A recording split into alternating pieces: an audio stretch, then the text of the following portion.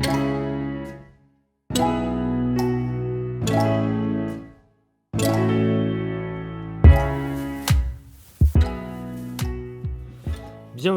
sur ce podcast, c'est une interview avec l'équipe d'Exotech. Alors oui, c'est un format, j'ai envie de l'appeler Meet the Team. J'aimerais beaucoup en faire un par mois, une forme de format long où je discute avec plusieurs personnes d'une équipe technique, comme on a fait avec Ornicar déjà la dernière fois. Le but, c'est de découvrir les conditions profondes de l'équipe, de comprendre c'est quoi leurs valeurs, de comprendre ce qui les anime et ce qui les rend vraiment différents et uniques. Le but, c'est de faire découvrir, en fait, de vous permettre de découvrir des entreprises et de faire des choix de carrière éclairés. Parce que c'est un petit peu compliqué de savoir quelle est son entreprise de rêve quand on a travaillé que dans un nombre d'entreprises limité. C'est vrai qu'on insiste sur les maths, mais aussi tout le côté algorithmique, qui est extrêmement important. J'applique l'algorithmie dans les maths. Ouais. Alors je suis allé voir Exotech suite au dernier épisode chez Ornicar. C'est Hervé qui nous écoute et qui m'a parlé d'eux. Il m'a demandé d'aller les voir et je suis content de les avoir rencontrés. Donc n'hésitez pas à me proposer, donc que ce soit par email ou en m'envoyant un message sur n'importe quel réseau social, LinkedIn ou Twitter, d'aller voir des équipes et de suggérez-moi des équipes à explorer. Alors j'ai aimé cette interview, principalement parce que Baudouin et Christophe sont vraiment passionnés. L'algo, c'est des maths ? C'est une façon de... Un mathématicien dirait non. Ouais, c'est ça, et un algorithmicien aussi. Donc, un sauveteur dirait oui. Alors Baudouin, pour vous l'imaginer, il est relativement jeune, on dirait un jeune diplômé encore, et il est tellement enthousiaste qu'on dirait que vraiment c'est un jeune diplômé qui vient d'arriver depuis 6 mois dans l'entreprise et il vous explique pourquoi son entreprise c'est la meilleure entreprise du monde.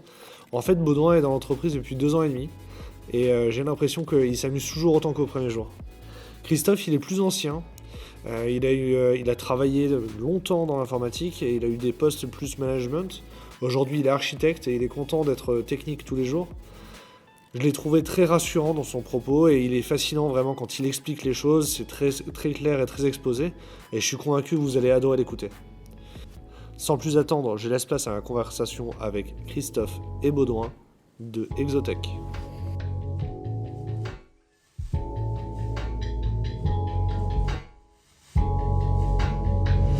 Je vais commencer par dire quelque chose comme bonjour. Bonjour. Bonjour. Donc aujourd'hui, je suis chez Exotech avec Christophe et Baudouin. Christophe, est-ce que tu peux nous parler de toi ? Oui, très rapidement, Christophe, j'ai 51 ans, je suis chez Exotech depuis un peu plus d'1 an et demi, et depuis l'âge de 15 ans, donc ce qui nous amène au siècle dernier, je fais de l'informatique, essentiellement du dev. Je suis passé par des postes de management, de direction informatique, mais en gardant un vrai contact avec le développement informatique, comme tout bon geek, la nuit, le soir, le midi, et j'ai décidé de revenir vers mon métier d'ingénieur il y a 1 an et demi. Ok, c'est cool. Et Baudouin ? Et moi, je suis un jeune ingénieur, donc de formation en automatique. J'ai été diplômé il y a 3 ans et je suis chez Exotech depuis 2 ans et demi. Donc voilà, j'ai rejoint très rapidement le monde de la start-up. Et je travaille dans tout ce qui est soft embarqué chez Exotech. C'est quoi la mission du coup chez Exotech ? Alors Exotech, donc c'est une jeune entreprise qui dont les clients sont essentiellement les acteurs du e-commerce. Donc partout où il y a de la préparation de commandes dans un entrepôt ou dans un grand magasin, le but du jeu c'est de fournir un système qu'on appelle goods to man. En gros, c'est dans un entrepôt d'habitude, c'est les opérateurs qui vont chercher les articles à mettre dans les commandes. Nous, on a un système, donc une flotte de robots complètement autonomes qui collaborent les uns avec les autres pour apporter les bacs qui contiennent la commande à préparer. Donc l'opérateur, il n'y a plus aucun déplacement à faire, ce sont les biens qui viennent à lui. Voilà. Donc notre boulot, c'est de fournir un système comme ça. Ok, donc du coup, quels sont les enjeux aujourd'hui pour Exotech, Baudouin ? Pour Exotech, c'est surtout le développement de nos systèmes vers des clients toujours plus nombreux. Donc on a 2 systèmes qui tournent actuellement chez des clients et on en a beaucoup d'autres qui sont en train d'être installés. Donc c'est super intéressant de suivre ce développement, d'avoir des équipes toujours plus grosses pour faire plusieurs systèmes en même temps. Il y a des perspectives à l'international aussi ? Voilà, donc on installe en France, mais on commence à négocier des clients en Europe et peut-être même aux États-Unis. Voilà, donc il y a toute cette composante de voir avec des clients différents. Et puis il y a pas que ce côté client, il y a aussi continuer à faire de la recherche, du développement pour ces nouveaux clients qui peuvent avoir envie d'avoir des choses adaptées à leur cas spécifique, donc ils veulent des fonctionnalités bien précises qu'on n'a pas encore développées. Et il y a aussi tous les aspects de robustesse du système. Donc travailler pour avoir des systèmes toujours plus fiables, pour réduire le nombre d'erreurs, le nombre de pannes, et être sûr de réussir à suivre tous ces projets sans être surchargés de boulot de maintenance. Ok. Aujourd'hui, du coup, les équipes, on va faire le tour des équipes. Comment sont organisées aujourd'hui les équipes chez Exotech? Alors on a plusieurs équipes, donc je dirais la première c'est la R&D, et c'est celle qui invente le système, qui le conçoit, à la fois en termes de mécanique, d'informatique, d'électronique, voilà, on fait tout nous-mêmes. On a une équipe build qui est notre ligne de production, qui fabrique les robots à partir de ce que la R&D a conçu, et donc qui commande ces pièces chez nos fournisseurs partout en France. Et une fois que les robots sont construits, ils les vendent entre guillemets à l'équipe de déploiement, qui elle s'occupe d'installer chez les clients. D'accord. Ouais, parler d'une équipe maintain et d'une équipe sales aussi. Une équipe drive. Voilà, donc l'équipe sales qui s'occupe de vendre chez les clients avant qu'on vienne déployer chez eux, assez évidemment. Une équipe drive qui fait toute la partie RH, le soutien financier, logistique. Ouais. Et l'équipe maintain qui reprend la main sur les systèmes installés, donc pour faire tout ce qui est le service après-vente, la hotline, la maintenance, la mise à jour des systèmes, etc. Ok, c'est cool. C'est quoi les différentes briques qu'il peut y avoir dans votre système, dans les différentes applications?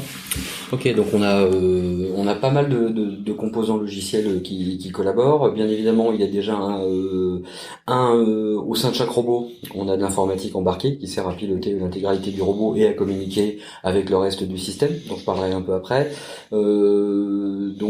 Sur chaque robot, il y a un petit PC embarqué qui fait tourner un Linux, on va dire maison avec la techno Yocto, qui permet de construire une distribution minimale pour pouvoir faire tourner un robot, parce qu'on est très contraint en termes de footprint sur ces bécanes-là. Donc ça c'est la première chose. Donc ce logiciel ça s'appelle Sky Control, parce que nos robots ça s'appelle des Skypods, donc on a appelé ça Sky Control, ce qui est assez naturel. Ensuite on a un autre logiciel qui tourne sur les stations, c'est-à-dire les stations c'est l'endroit où l'opérateur reçoit ses instructions et doit avec un pavé tactile dire ouais ça y est j'ai transféré tel article, il y en a 12 ou etc. Donc c'est un autre logiciel qui tourne sur un PC qui est sur une station qui lui est sur Ubuntu. On a donc ça s'appelle station, il n'y a pas donné de petit nom plus compliqué que ça. Et on a un logiciel qui s'appelle Astar, donc nommé d'après l'algorithme du même nom, qui est en gros le grand ordonnanceur des missions des robots. En gros, c'est lui qui dit à chaque robot ce qu'il est obligé de faire, où est-ce que tu dois aller, tu vas aller me chercher tel bac, me le ramener, tu vas aller poser celui-là et en reprendre un autre, et les robots lui disent ce qu'ils font. Et c'est celui-là qui a vraiment c'est là où se concentre en gros toute la performance et puis le savoir-faire, on va dire, de logisticien d'Exotech. On est aussi une boîte de logisticiens qui vendent des systèmes informatiques, on va dire. Les robots, ils vont à 4 mètres secondes. Ouais, les robots, ils vont à 4 mètres secondes. Donc globalement, notre système Astar, il doit être capable de faire, on va pas dire du temps réel, mais il est capable de répondre très très vite. Parce que pour l'instant, on a des systèmes qui ont 7, 10, 20, 30, 40 robots. On vise des systèmes avec 200, 300 robots, donc on a intérêt à avoir un serveur Astar qui soit à la fois très responsive, on va dire, et scalable, parce que évidemment on tiendra pas avec une seule bécane jusqu'à la nuit des temps. Donc on a encore pas mal d'enjeux sur ces sujets. Donc le serveur là, il est dans une armoire dans l'entrepôt, c'est ça? Ouais, tous les logiciels, sauf les logiciels destinés à l'exploitation du système qui sont destinés aux end users, mais toute l'infrastructure logicielle, réseau, les robots communiquent en Wi-Fi avec le reste du monde. Tout ça est dans des armoires sécurisées, redondées sur site, parce étant donné qu'on a des gros enjeux de performance, on doit avoir des latences inférieures à 10 millisecondes. Ce qui est pas faisable si on voulait mettre par exemple Astar dans le cloud ou des choses comme ça. Ou alors, faut que ça reste quand même à des coûts acceptables. Ouais. Ça, c'est la partie opérationnelle. Après, il y a toute la partie qui permet d'opérer le système. On a une application pour les end-users qu'on appelle le Control Tower. Son nom l'indique bien, c'est une application qui permet de voir en temps réel ce qui se passe en 2D, en 3D sur le site, qui permet de voir un peu quelles sont les opérations logistiques qui restent à faire, quels sont les problèmes, d'agir manuellement sur certaines données, mais de façon complètement contrôlée. C'est-à-dire on ne peut pas, en théorie, avec cette application-là, venir corrompre la base. Okay, c'est aussi un outil qui sert à déployer les nouvelles versions, à faire les mises à jour, à voir l'état du système. Grosso modo, c'est le control tower, la tour de contrôle du système. Et on a, en plus de ça, un certain nombre d'applications qui sont plus on va dire, de vraiment back-office et de dashboarding qui permettent de voir, d'avoir un certain nombre d'indicateurs de performance du système. Parce que nous, Exotech, on s'engage contractuellement vis-à-vis d'un client à avoir, nous, notre engagement, c'est de lui fournir un système qui permet de dépoter 1000, 2000, 3000 lignes de préparation à l'heure, on va dire, et avec une certaine fiabilité. Ouais. Si c'est pour avoir un robot sur 2 qui marche pas, c'est pas la peine. Tu m'as dit qu'il y avait encore un petit peu de Java dans un coin. Alors ouais, il y a un peu de Java, ça je vais garder pour la fin. Grosso modo, c'est tout ce système-là, il est complètement standalone, c'est-à-dire il est isolé. Par contre, bien évidemment, il doit communiquer avec le système d'information de notre client, qui a lui de son côté ce qu'on appelle un WMS, Warehouse Management System, qui nous donne nos instructions. Bah tiens, voilà tel article, il y a telle préparation à faire, il va falloir réinjecter de la cam parce qu'on est un peu short sur les stylos. Je prends des exemples. Et donc toutes ces instructions-là nous arrivent sur une application qui est assez classique, une application pour le coup vraiment de gestion, qui est une application développée en Java, qui tourne sur un Tomcat et qui cause en service web REST entre le WMS et notre interface. Et cette interface-là, donc elle reçoit les instructions, mais aussi de l'autre côté, elle notifie le système client de tout ce qui se passe chez nous. Ok, du coup la solution que vous déployez une armoire avec le serveur, avec Astar. Vous déployez les robots c'est vous qui les faites aussi, vous les construisez. C'est nous qui les concevons, c'est nous qui les construisons ici, tout est fait ici. Ouais. Ça vous les déployez. C'est quoi l'ordre de grandeur, genre combien il y a de robots par mètre carré? C'est quoi en général chez vos clients? C'est des grands entrepôts? Alors ça dépend d'un certain nombre de facteurs et ça fait l'objet. Alors je vais pas donner de chiffres parce que chaque cas est particulier. Dans l'équipe sales, leur boulot c'est aussi de faire des études en gros, parce que suivant le nombre de références, la rotation des références, est-ce que je fais beaucoup de petites commandes avec toujours la même référence ou plutôt des grosses commandes avec des références complètement hétéroclites, etc. Le nombre de robots qui sont dédiés à la préparation ou au remplissage ou à l'inventaire, parce qu'on est capable de tuner les robots font tout, hein. On est capable de dédier un certain nombre de robots à certaines opérations. Le calibrage du système, il est complètement différent suivant chaque client. D'accord. Donc, grosso modo, on a des systèmes qui tournent à, je veux dire, le plus petit client pour l'instant, on est à 8 robots, et là, le plus gros qu'on est en train de déployer, c'est une cinquantaine, si je dis 50 ou 60. L'intérêt de notre système par rapport à d'autres systèmes concurrents qui ont une base technique différente, c'est que justement on découple la quantité de stockage et le nombre de robots. Donc on peut avoir peu de stockage avec beaucoup de flux ou beaucoup de stockage avec peu de flux. Alors que d'autres systèmes automatisés plus lourds sont contraints d'avoir un facteur de proportionnalité entre les deux. Vous êtes branché en VPN du coup sur les systèmes-là et vous êtes capable de déployer des nouvelles versions? Ouais. Alors le déploiement de nouvelles versions pour l'instant c'est effectivement nous qui le prenons en charge, mais à terme ce sera ou nos équipes de déploiement ou l'intégrateur, parce qu'on a vocation nous à fournir un système et ensuite le laisser vivre sa vie, et nous on fournit des nouvelles releases et via Control Tower les intégrateurs sont en mesure de télécharger une nouvelle version et de la déployer, tout en prenant les précautions nécessaires, parce que de temps en temps on rajoute de la feature, donc il y a du setup à faire en plus. Ok, dans cet environnement technique, donc vous m'avez dit qu'il y avait beaucoup de C++, il y a du Python, il y a du Java. C'est quoi, quels vont être les outils ou avec quoi il va falloir se familiariser, par exemple, si on n'est pas forcément de ce milieu-là? Essentiellement, c'est des outils relativement standards, parce que on fait du Git. Vraiment, tout le monde connaît. Le seul truc qui est peut-être un peu spécifique, c'est comme on est dans un environnement Qt, un outil qui s'appelle Qt Creator. Donc un IDE qui permet de faire du C++, IntelliJ pour la partie Java. Et puis une fois que la personne elle a déjà ça, il faut savoir taper du SQL et être plutôt bon, voire même très bon en C++ en algorithmique. Globalement, c'est ça les outils. Après, il y a quelques petits outils à côté qui permettent de fluidifier le process. Tous les outils assez classiques de gestion de bugs, on a un bug tracker qui s'appelle Mantis, qui est ultra connu sur le marché, on a un wiki, on a une message, on a tout ce qui nous permet de bosser, quoi. Et on fait tout sous Linux, côté développement, donc la ligne de commande n'est pas strictement nécessaire, je pense, mais c'est quand même pratique de savoir tout faire avec. C'est cool. Qu'est-ce qui te plaît aujourd'hui dans l'idée de travailler chez Exotech? Je dirais qu'on a des problématiques techniques vraiment intéressantes. C'était quoi la question? Voilà, donc chez Exotech on fait beaucoup de maths aussi, il n'y a pas que le côté développeur et code. Ouais. Donc les maths elles se traduisent alors côté robot sur des algorithmes de contrôle, des algorithmes de vision, de localisation. Donc comment faire pour repérer un robot dans l'espace à partir des données des capteurs. Et à partir de ce positionnement spatial, comment faire pour rouler du mieux possible d'un point A à un point B sans rentrer dans les murs, sans rentrer dans les autres robots, de manière à ce que le serveur sache toujours où on est et puisse prédire où on va pour éviter les collisions. Voilà, donc ça c'est côté robot. Et puis même côté serveur, il y a beaucoup d'algorithmies sur l'ordonnancement des missions pour éviter que si on a commandé d'une part un livre et un stylo et d'autre part un pantalon et un pull, que l'opérateur se retrouve à la station avec le pull puis le livre puis le pantalon puis le stylo complètement dans le désordre. Il faut qu'il ait tout dans le bon ordre pour pouvoir gérer ses commandes proprement. Ok, c'est cool. C'est quoi aujourd'hui le processus chez vous? Comment vous produisez le software? Comment vous organisez? Si vous deviez changer ou retravailler vos processus agiles aujourd'hui, qu'est-ce que vous garderiez vraiment parce que ça vous plaît vraiment beaucoup dans votre façon de travailler aujourd'hui, quoi? Nous on a un processus. Alors globalement notre raison d'être c'est de fournir un système industriel. Donc on attache une importance énorme à la qualité et la sécurité du système et sa robustesse.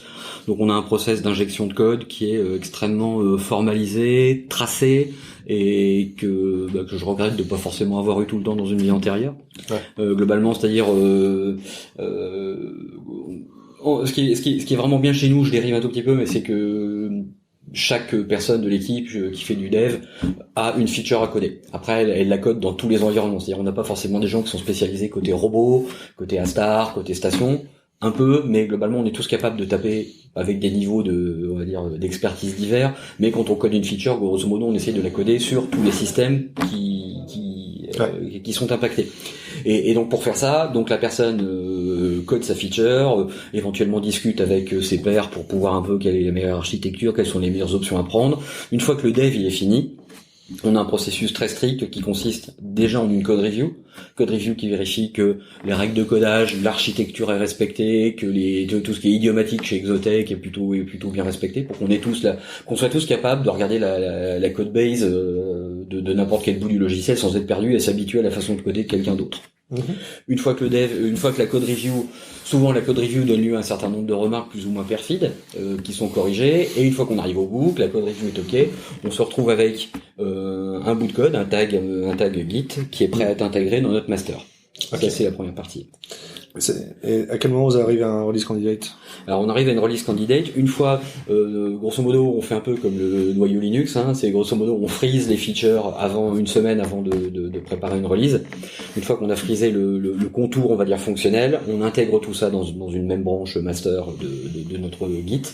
On build la version et ensuite on fait un certain nombre de tests d'intégration, qui sont déjà simulés avec des robots d'automatisation qui permettent de vérifier, des robots logiciels d'automatisation qui permettent de vérifier la non-règle, etc. Avec des robots simulés, des stations simulées, etc. Ensuite, on a un robot d'automatisation logicielle, mais qui tourne sur un système réel, qui simule un opérateur pour vérifier que le système réel fonctionne bien. Et après, on a des tests avec des vrais gens, qui permettent de vérifier quand même que les features un peu tricky ou essentielles du système continuent à fonctionner. Et une fois qu'on a fait ça, on est capable de poser un tag officiel, de mettre de lui donner un numéro de release, de le baptiser. Ouais. Et ensuite, c'est charge aux équipes de déploiement et ou aux intégrateurs d'aller déployer cette release ou pas. Ouais.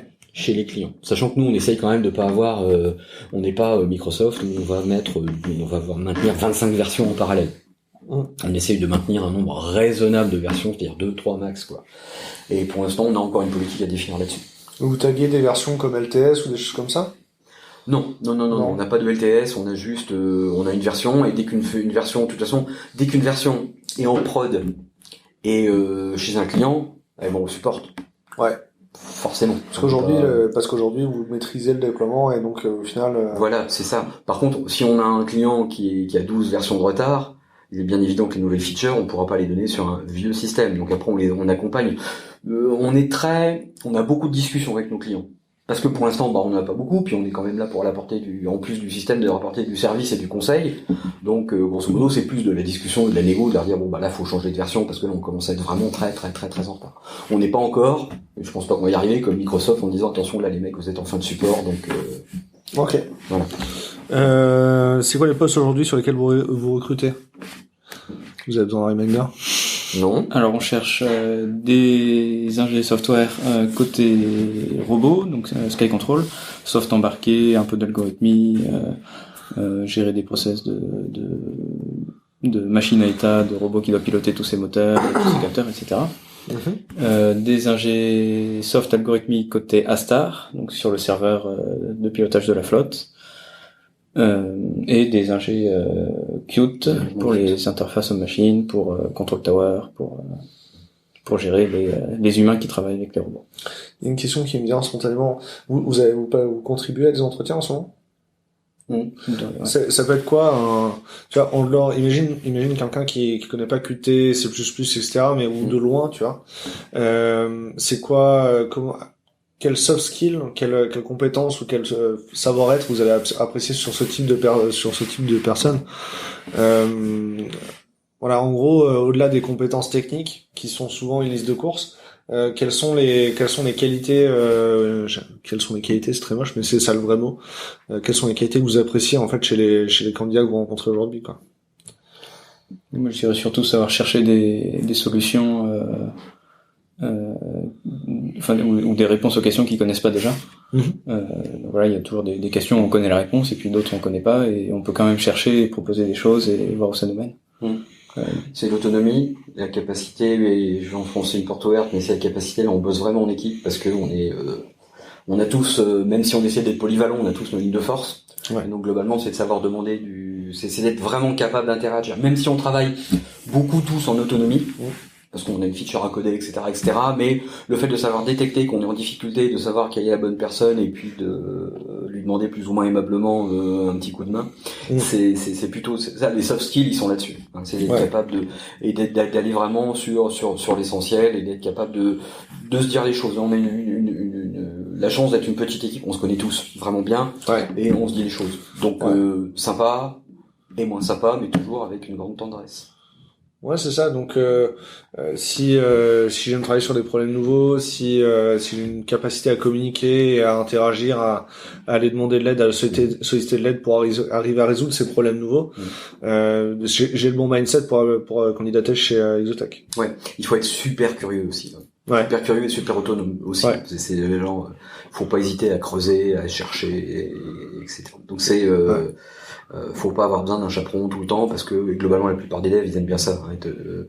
Ils sont plutôt à se plaindre d'avoir toujours un chef de projet sur le dos. Là on a une chef de projet qui vient d'arriver, qui s'occupe d'organiser vraiment bien ce qu'on est en train de faire, de bien structurer tout le travail qu'on a à faire, parce qu'on a énormément de boulot, mais ça se fait de façon vraiment très vraiment bonne intelligence. Donc là pour l'instant c'est ça qui est difficile, je vais pas dire difficile, mais qui est un peu compliqué dans notre recrutement. Des compétences techniques, déjà on en cherche, on est vraiment un peu pointilleux là-dessus, parce que globalement on n'est pas là, on est là pour expliquer aux gens, mais on n'est pas là pour les former aux core skills. Le C++, machin Linux, le SQL, il faut que ça soit acquis. D'accord. Par contre après les accompagner les nouveaux arrivants sur la partie architecture du système, les features, la logistique, parce que tout le monde n'arrive pas, le logisticien. Ça fait partie des choses qu'on fait lors du process de recrutement. Ok, dont on va parler ensuite, je suppose. Oui, c'est ça. Là, de manière générale, maintenant, c'est la question, c'est à quoi ça ressemble la vie au quotidien chez Exotech. Vous m'avez parlé de Exotech Life, de Exotech Beer, de Exotech Life, de Exobeer, des exoguides aussi et des exotests. Ouais. Alors on aime bien le préfixe exo, et ça marche sur beaucoup de choses. On peut parler d'exoporte, d'exofenêtre. C'est quoi Exotech Life alors? Alors Exotech Life, c'est la réunion mensuelle de toute l'équipe avec les patrons, qui nous expliquent quels ont été les derniers avancements en termes de clients, d'avancée des projets, voilà. Mais ça permet aussi de faire un retour à la fois donc des patrons vers nous, mais de nous vers les patrons. Donc on leur dit ce qui va pas, si on est content, si on veut une nouvelle machine à café, Voilà, ce genre de choses.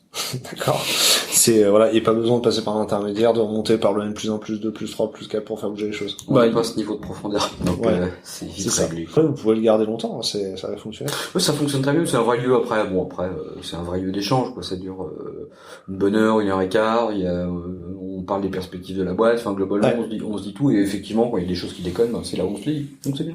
C'est cool. Les exoverses, à chaque fois qu'il y a un nouveau. Voilà, chaque nouveau doit organiser son pot d'arrivée. Donc il réserve un bar pour... Payé par la boîte. Payé C'est par la important à dire. Ouais, parce que pour ça commence à faire cher le... pour un Je pense que ami. mon premier stage, j'ai été obligé de ramener des croissants et j'ai dû le payer moi-même. Ah ouais. Alors que t'as pas payé encore, tu Pour sais. une petite équipe. T'as c'est- pas négocié. Ouais. Ok, du coup, les exoverses. Voilà, donc Payé le par la pot boîte. d'arrivée payé par la boîte. Le but c'est de vraiment créer des liens hors du bureau et hors du travail avec toute l'équipe. Ouais.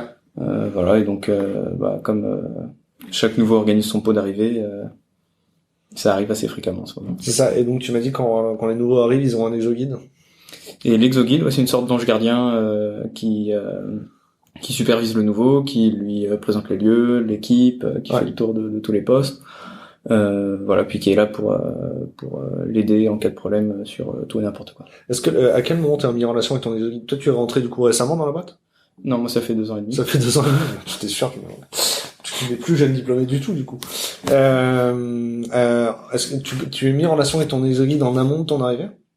Non, Non. Le jour même? Le premier jour. Ok. Ton exoguide t'initie aussi à la vie pratique de la boîte, hein, sur Ouais. les trucs vraiment très... L'installation du PC. Comment t'installes ton PC. Parce que chaque nouveau collaborateur installe lui-même son PC. Oui, ça me paraît logique. Ouais, ça dépend Il des aurait pu boîtes, avoir des mais- PC préformatés. Ouais, des PC, mais là, c'est le premier test à balles réelles, on va dire. Donc c'est toujours assez fun. Ça me paraît cohérent. Genre, tu veux bosser sur Linux, sur Mac, sur Windows. Si tu sais pas l'installer, c'est... Non, il y a beaucoup de choses à installer quand même pour avoir un environnement qui marche. Un environnement complètement fonctionnel. Donc, il y en a pour une bonne journée, voire presque de boulot. Donc, ça pourrait être fait en avance pour gagner du temps, mais Vous avez plusieurs repos, vous avez un mono-repo? plusieurs. Plusieurs. Bon, ça va. T'as Exotech SW, Exotech Reliability, on a aussi Oui, il y a Yocto, mais c'est les pas... Yocto, ouais, on a grosso modo un repos essentiel. Voilà. Ok. Le processus de recrutement, à quoi est-ce qu'il ressemble, du coup? Alors, le processus de recrutement, il est, étant donné qu'on est dans une phase de croissance assez importante, on essaie de le faire le plus rapide et le plus ramassé possible. Hein. Donc on n'aura pas 12 entretiens. Globalement, ça commence par les échanges assez classiques de CV. On s'appelle, globalement, une mise en contact d'un candidat potentiel avec Exotech par le biais d'une annonce ou d'une candidature spontanée. Et à partir de là, si le CV il est screené par Jules, notre RH, et à partir du moment où la personne est jugée intéressante, on organise d'abord un exotest. Hein, il y a pas de mystère, où on va faire un certain nombre. Dans un premier temps, c'est essayer déjà de voir un peu si la personne tient la route, on va dire techniquement, et sur la partie, on va dire comment je réagis vis-à-vis d'un problème. Ouais. Alors ça peut être un problème, ça peut être du code, ça peut être de l'algorithmique, des maths, ça peut être de la recherche, un peu de recherche opérationnelle, des choses comme ça. C'est pour voir déjà les compétences techniques, mais aussi comment tu réagis à un problème, est-ce que tu as la bonne démarche, etc. Sans forcément aller au bout, mais voir si la personne est plutôt bien câblée. Ouais. Ok. Une fois que ça c'est fait, ensuite on passe par un ou deux entretiens. Après ça dépend de la dispo on va dire des cofondateurs de la boîte, parce que c'est essentiellement eux, ou du patron du département build, design, etc. Et puis une fois qu'on a fait ces entretiens-là, on est capable d'aller très vite sur une prise de décision, une proposition, et puis voilà. Donc c'est un processus sur lequel on s'engage. Hein. Grosso modo, une fois que les entretiens sont faits, on a 72 heures pour répondre aux candidats, pour pas le laisser mariner trop longtemps, ce qui est toujours très désagréable. Ok.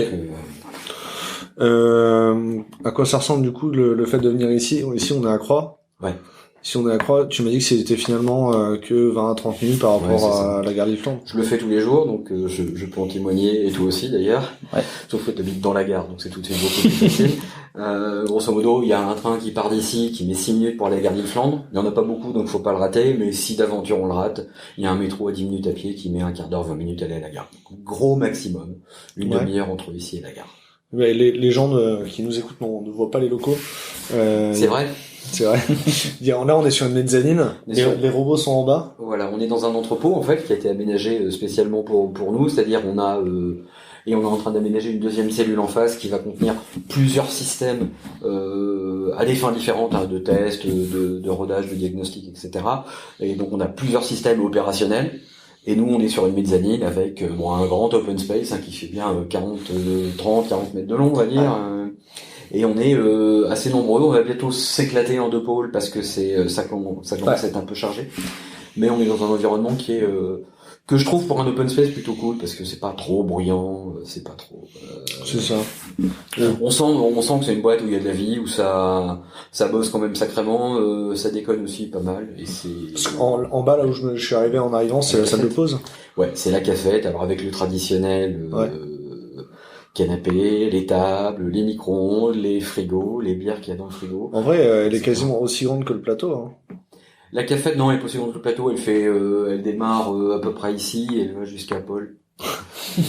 Paul que personne ne voit bien évidemment, mais globalement on a une très grande, une grande salle de pause, une grande cafette. La hauteur au plafond est assez impressionnante. Ouais, c'est monstrueux. C'est la taille d'un entrepôt moins la taille de la mezzanine, donc il doit y avoir 5 mètres, 5 mètres. Ouais. En vrai, on a une sensation d'espace quand même. Hein. On a carrément de la place et en plus il y a des vitres. Donc avant il n'y avait pas de vitres, donc on entendait le système qui tournait en permanence et c'était. Mais on le voyait pas. Un peu lourdingue, pardon. Mais on le voyait pas. Mais on le voyait pas. Là maintenant c'est l'inverse. On le voit à travers des vitres. Ouais. Mais on n'entend pas trop, donc c'est. Puis ça permet de quand on discute à la cafette, on voit le système. Enfin, c'est assez. Ça a un côté sans prétention, sans trop de formalisme. Hein. Okay. Ce qu'on attend dans une start-up, hein, globalement, c'est un peu la tarte à la crème, mais c'est C'est cool. Moi, je pense qu'on a tout. Qu'est-ce qu'on peut dire pour fermer ça, pour fermer l'enregistrement?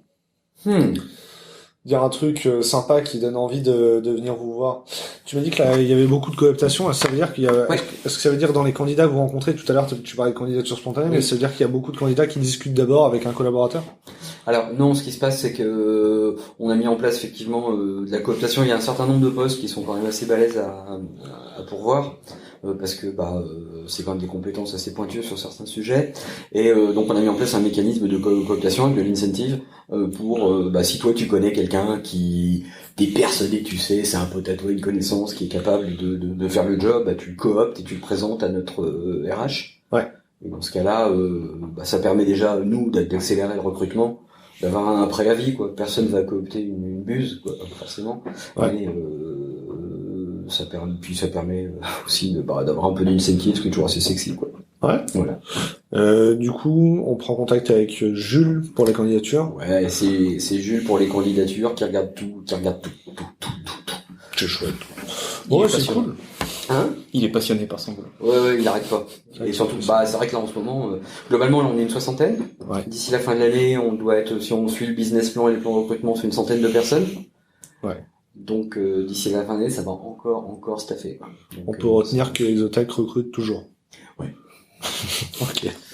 Super. Bon, écoutez, merci beaucoup. Alors du coup, je vais dire merci à vous d'avoir écouté le podcast jusqu'ici. Merci à l'équipe d'Exotech de m'avoir reçu.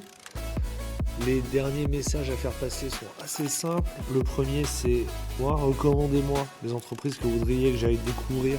Ensuite, je serai également content d'avoir tous vos retours et feedbacks sur ce podcast. Vous pouvez me contacter sur Twitter, sur LinkedIn ou par email à damien@willavdes.com.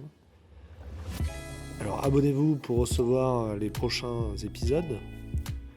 J'insiste encore une fois sur les recommandations sur iTunes. Alors je comprends bien que très peu de gens, voire c'est pas nécessairement votre cas, vous n'utilisez pas forcément iTunes pour écouter le podcast. Et c'est vraiment le seul endroit où en fait on mesure la popularité d'un podcast grâce notamment aux recommandations et aux avis, aux étoiles. Et ça me permet en fait de rentrer dans les entreprises, de montrer que le podcast est écouté et apprécié, et donc d'avoir plus facilement accès à de nouvelles entreprises pour vous faire découvrir. Donc même si vous n'utilisez pas iTunes, prenez le temps, c'est un petit peu compliqué mais ça marche très bien, d'aller mettre une petite recommandation, un mot gentil pour faire découvrir le podcast et me permettre de découvrir plus d'entreprises. À bientôt!